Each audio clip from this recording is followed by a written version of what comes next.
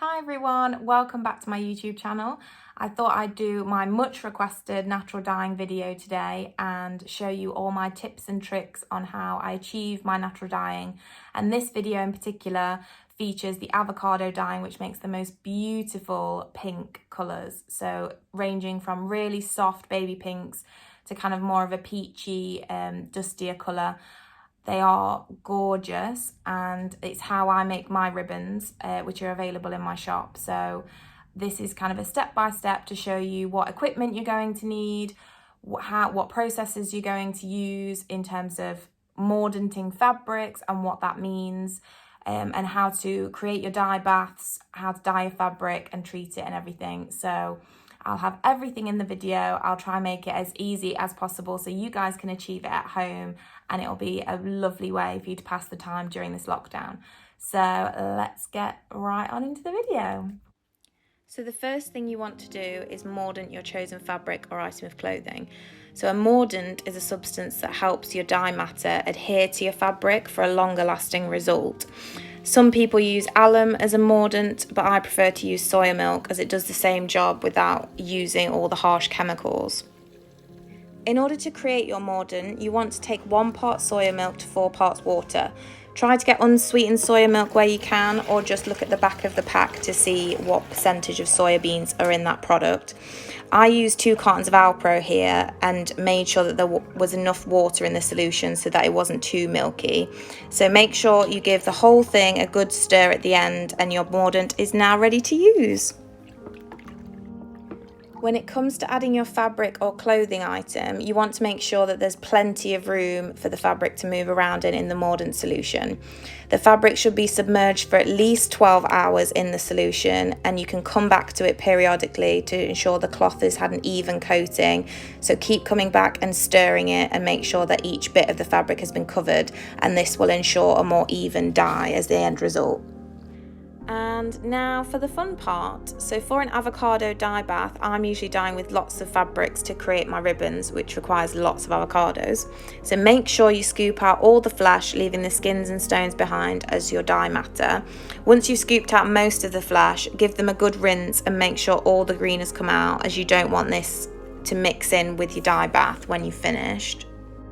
So you can get more technical with this and weigh your fabric versus how many skins and stones you want to use, but I just tend to go with what I've got and see what happens. So I'm making a skin dominant dye and a stone dominant dye. Now the stones acts as a natural mordant anyway, as they've got tannins in it that helps adhere the dye to the fabric, but the stones tend to create more of a peachy colour, whereas I love the pastel pink colours that I get in my ribbons. So the more skins that you can get, the better, and this will create the most beautiful dye. Also, for reference, I'm using aluminium pots to dye with. You can use stainless steel if you want to, but make sure that you don't cook with the same pots that you dye with. The tannins can get released within the pots, and you just don't want to be eating your food from the pots that you've dyed with. So these aluminium ones that I've bought are fairly cheap, and I just get mine from eBay or Car Boots, whatever I can get my hands on really.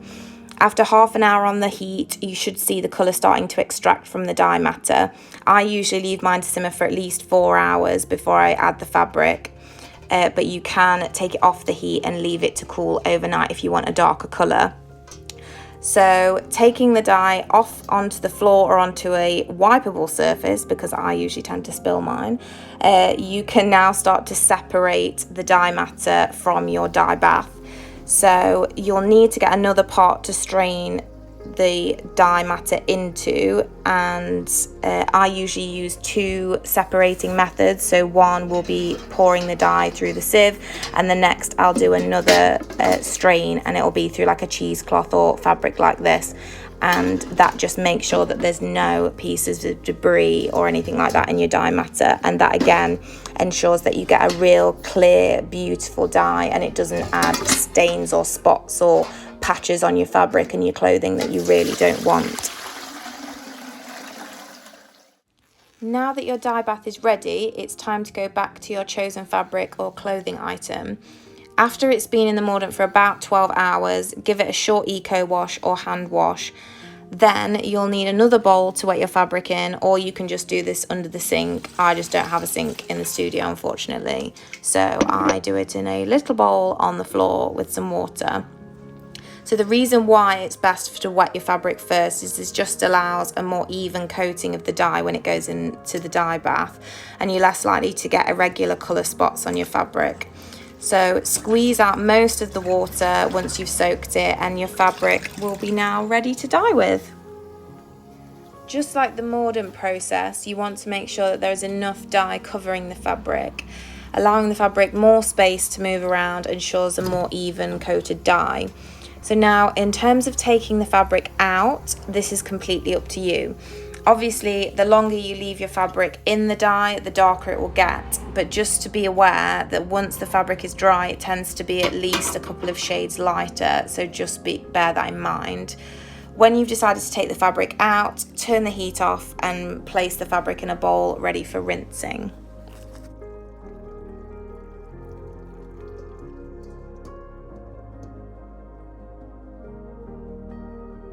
Now that the fabric is ready to rinse, use warm water and some eco soap to wash away as much of the excess dye as possible.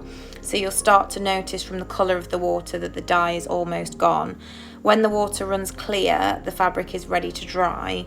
But as you'll see, that this will take a few attempts to try and get all the pinky red dye out of the fabric, and just keep squeezing and rinsing and squeezing and rinsing until the fabric is ready to set to dry. Once you've gotten as much of the excess water as you can, just air dry your fabrics. I wouldn't recommend putting them in the tumble dryer. They are quite delicate, so always air dry them, and then they're ready to use.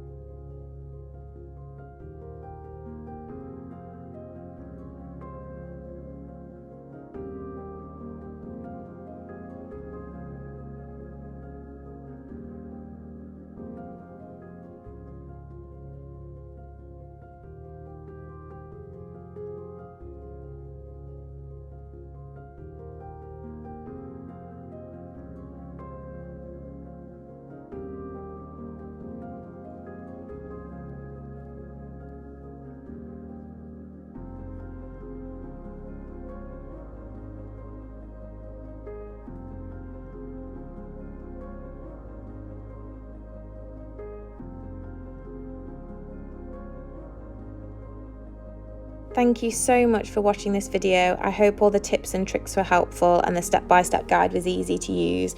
And I can't wait to see some of the projects that you create using this guide. If you follow me at Edie Rose Ashley on Instagram, I'd love to see your projects if you can send me some pictures. And hopefully I'll see you next time. Bye.